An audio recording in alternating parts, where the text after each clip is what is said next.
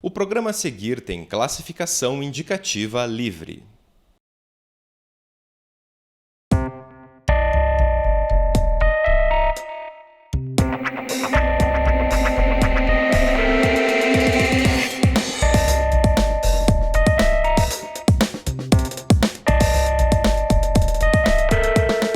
Na nossa série de programas especiais sobre bioética e ética, falamos hoje sobre terminalidade da vida, um assunto que gera debates entre cientistas, comunidade médica, religiosos e a sociedade em geral. O meu convidado é o médico Gerson Zafalon Martins. Ele é o segundo vice-presidente da Sociedade Brasileira de Bioética, integrante da Câmara Técnica de Bioética e da Câmara Técnica de Morte Encefálica do Conselho Federal de Medicina. Durante 10 anos, ele também foi editor da revista Bioética. Bem-vindo! Obrigado. Eu queria iniciar com o seguinte questionamento. Professor, o Conselho Federal de Medicina tem uma resolução do ano de 2012 que trata das diretivas antecipadas de vontade. O que são essas diretivas? As diretivas antecipadas da vontade é um conjunto de desejos prévia e expressamente manifestados pelo paciente sobre cuidados e tratamentos que quer ou não quer receber no momento em que estiver incapacitado de expressar livre e autonomamente sua vontade. Isso significa o seguinte: quando eu não puder me contactar com as pessoas, com o meu médico, com a minha família, eu quero receber ou não receber no fim da minha vida, de uma doença terminal, os seguintes tratamentos ou ações. E ele anota tudo que ele considerar importante para ele naquele momento. Agora, a pessoa necessariamente deve escrever um documento ou ela pode falar? Como que funciona? Pode escrever ou pode falar, simplesmente. Falar para quem? Ou para um familiar. Para o familiar, às vezes, é mais complicado, que no final as famílias hesitam e querem oferecer ou naquela ideia, enquanto a vida, a esperança, então hesitam em tomar as ações e decisões que o doente falou quando em condições de saúde mental, vamos dizer assim. Então é bom que o ideal seria escrever, deixar anotado. Há casos em que não dá tempo, ou ele deixou para depois, e no momento ali ele fala só para o médico, ou só para a enfermeira, ou só para um amigo. Enfim, ele pode falar para quem ele quiser, mas deixar muito claro. Essa pessoa deve anotar isso daí no prontuário do paciente. Geralmente é um profissional da área da saúde, e se o médico tiver contato com o paciente nessa fase, e as informações e as solicitações, os pedidos, os desejos desse doente serão anotados pelo médico no prontuário e tem valor legal. Não há necessidade de registrar em cartório, mas também não é uma boa atitude também. Há pessoas que estão registrando. E, inclusive, o Conselho está reunindo com o pessoal de cartório justamente para a gente definir uma base nacional onde as pessoas poderiam fazer as suas diretivas, registrar as suas diretivas antecipadas de vontade. E o que a pessoa pode colocar nesse documento? Quais são as escolhas que ela tem direito hoje no Brasil de fazer de acordo com a nossa legislação? Hoje ele só não pode pedir para ser abreviada a morte por meio da eutanásia. Isso é um crime no Brasil, pelo menos, né? E no Código de Ética Médica a previsão, claro, se nós temos que obedecer à lei, não é admitido isso. No mais, o doente pode anotar os desejos que ele quiser. Por exemplo, eu estou numa situação que, se tiver parada cardíaca, cardiorrespiratória, eu não quero ser reanimado. Numa situação onde a UTI não vai trazer benefício de recuperação, por exemplo, se eu tenho um infarto, eu quero ir para a UTI se for necessário, porque vai pôr um stent e vai resolver. Mas se eu sou portador de uma doença em fase terminal, eu não quero ir para a UTI, não será levado para a UTI. E também, se eu quiser ir para casa, também tem esse direito. Ele está preservado, o médico pode dar alta, sem necessidade de documento, de que a responsabilidade da família ou do doente, não. A decisão, a autonomia do paciente em tomar uma decisão de querer morrer em casa.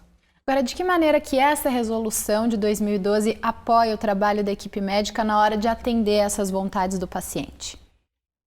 Como não há legislação sobre o assunto, a resolução do Conselho Federal, desde que não agrida uma lei, ela tem força de lei.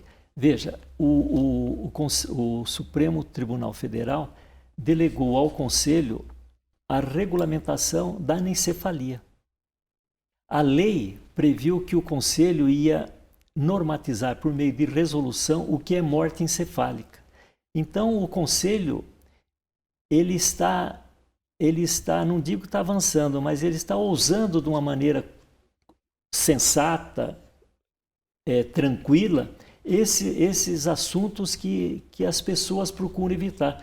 Por exemplo, a ortotanásia, chamada ortotanásia. O que é isso? O problema da ortotanásia é rimar com eutanásia. Isso dá sempre uma ideia de que nós estamos abreviando a vida do paciente. E não.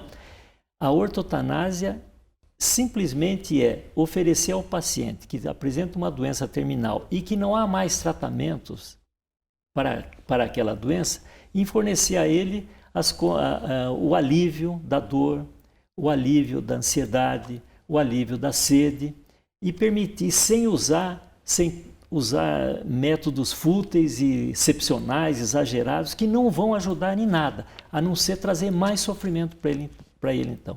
Então, é não ir para a ventilação mecânica, é não exagerar mais, não dar mais os antibióticos em situações, enfim, tranquilizar. Agora, aliviar a dor, porque tem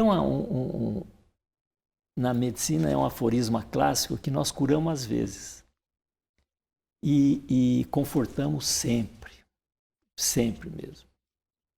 Então esse conforto nesse sentido é um papel não só do médico, mas de todos os profissionais da área da saúde que estão envolvidos com o paciente nessa fase de doença terminal. Agora, falando novamente sobre as diretivas, qual que deve ser a relação, por exemplo, de um médico que não concorde por questões pessoais, de crenças pessoais ou da sua ética pessoal em deixar de realizar determinados procedimentos? Qual deve ser a atitude desse médico? O médico que alegar uma objeção de consciência frente a isso, ele não pode prevalecer a posição dele. Veja, se o paciente quer isso e eu não aceito isso daí, o que eu tenho que fazer? Convidar um outro colega, explicar para o paciente que frente a essa situação ele não vai continuar o tratamento, nem é mais tratamento, mas não vai ficar sendo responsável e vai convidar um outro colega médico que não tem esse problema. Agora, muita objeção de consciência é por falta de orientação nas escolas. Nas escolas médicas não é ensinado aos alunos, aos futuros médicos, essa relação com a morte. Pelo contrário, nós somos estimulados a vencê-la de qualquer jeito. E ela vencerá sempre as nossas melhores intenções. Nos Estados Unidos, com criança, até um pediatra brasileiro que mora lá há muito tempo essa semana ele disse o seguinte: há situações da família que não quer, criança, que é uma coisa mais dramática, que não quer que seja feito alguma coisa. Mas é positivo. Por exemplo, uma cetoacidose diabética, numa criança que não sabia. A família, por questão religiosa, isso é real, isso é verídico e é recente, não quis que tratasse com insulina aquilo ali. O fato de ser uma doença tratável, o médico não obedece à família, de hipótese alguma, por ser criança, claro. Se fosse um adulto, teria autonomia. Então, o médico tem o direito de fazer o tratamento. Aí, lá ainda eles estão numa fase seguinte: dá oportunidade à família de, em pouco tempo, ver se tem algum hospital ou algum médico que vai fazer isso daí, que é um absurdo, e não encontra. Aí o médico faz o que tem que ser feito. Aliás, nem dá chance não. Ele faz, geralmente com apoio judicial. Então, não quer que fazer, tem cura, não dá tempo de esperar, eu faço. Porque não é porque você não quer que eu faça uma coisa que deve ser feita. Então, nós temos que ser treinados. Treinar não é bem, devemos ser orientados e conversar durante o curso de medicina o enfrentamento dessas fases difíceis da vida e que o médico, se não tiver uma base ética, filosófica, antropológica, só médica, só de querer curar, ele não vai saber enfrentar essas situações tão dramáticas às vezes. Agora, de um outro lado, existem famílias que negam alguns tratamentos e outras famílias que querem que sejam feitos determinados procedimentos que o próprio paciente disse que não queria nesse documento. Como que deve ser a atitude, o relacionamento da equipe médica nesse momento? De proteção e de obediência e atendimento ao que o doente pediu. Não tem como a família sobrepor a sua vontade em detrimento dos pedidos de uma pessoa devidamente feita por ela, escrito ou por um médico. Então, aí deve prevalecer uma conversa franca do médico, claro que não autoritária, em hipótese alguma, mas deve conversar com os familiares que geralmente eles entendem. Eu tenho situações pessoais assim que eu fiz a vontade do paciente, mas sem dúvida, e há muitos anos atrás, antes disso, há mais de 20 anos, levei o paciente para casa onde ele queria morrer, na cama dele. A família posteriormente veio me dizer que foi a melhor coisa que eu fiz, que ele viu que ele queria ter morrido na cama dele, onde ele sempre viveu, numa cidadezinha do interior. Então nós temos que ter bom senso e estar do lado do sofredor. Quem está do lado de quem está sofrendo tem grandes possibilidades de convencer aqueles que acham que, enquanto a vida, a esperança. Não é bem assim. A esperança tem que ser dada enquanto nós temos condições de oferecer ao paciente a cura. Desde que não, vamos atendê-lo e confortá-lo sempre e tirando a sua dor. E esse debate sobre a terminalidade da vida, sobre a questão da morte, ele também precisa estar presente na sociedade, não só nos cursos de medicina, mas a sociedade precisa falar mais sobre esse assunto, que hoje parece que está um pouco esquecido. Ninguém fala sobre morte. Precisamos falar sobre morte? Precisamos resgatar. É óbvio que não vai ser mais o velório em casa, que com esses apartamentos de até 4 andares não tem elevador. Não tem como fazer velório em casa. Mas as comunidades, às vezes religiosas, clubes, eles fazem de uma maneira contínua, não fechando das 11 às 6 da manhã, com medo disso ou medo daquilo. Quer dizer, então a morte nós estamos evitando conversar e com as crianças, inclusive. É muito comum não levar crianças para velório, para não ver o vovô, não ver a vovó, não ver o tio. E se eu tiver tempo ainda, eu queria só dizer o seguinte: a minha netinha, pequenininha, até ela ia ser batizada no dia que a minha mãe morreu. Não fizemos batizado naquele dia. Ela estava no colo, e como minha mãe era evangélica, ela gostava de um hino, de uma musiquinha, e todos cantaram. Quando cantaram, terminou a música, a netinha bateu palma, achando que era uma festa. E, na verdade, para ela, representou uma festa. Quer dizer, cantou-se uma música, falou, bom, deve ser meio parecido com parabéns a você. E bateu palma no sentido de integrar o jovem, a criança, com o velho que está partindo, mas num ambiente que todos acabaram dando um pouquinho de risada dentro do choro que é comum.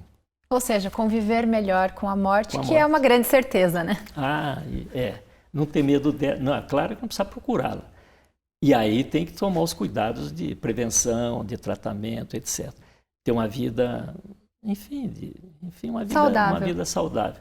Agora, não quero ela, mas não ter medo de conversar sobre e com ela.